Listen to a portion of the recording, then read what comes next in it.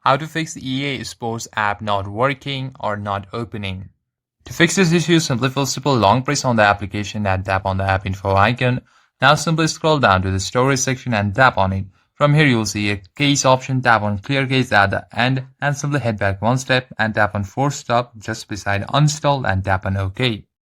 Then simply close the application. If your Wi-Fi or internet connection is poor, it may affect, so swipe to the navigation bar and from here, if you're using any active VPN, you can attempt to disable offline and after that toggle on airplane mode on.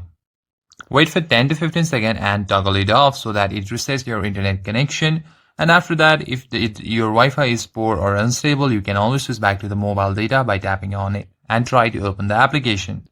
And the next step would be to ensure your phone has at least 3 to 5 GB of free internal space, as the EA Sport games download massive asset packs during loading sequences, so it needs to have memory free on your Android first to open it.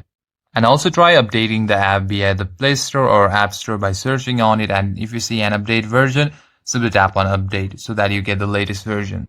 And to see there are no server down issues so that it may affect.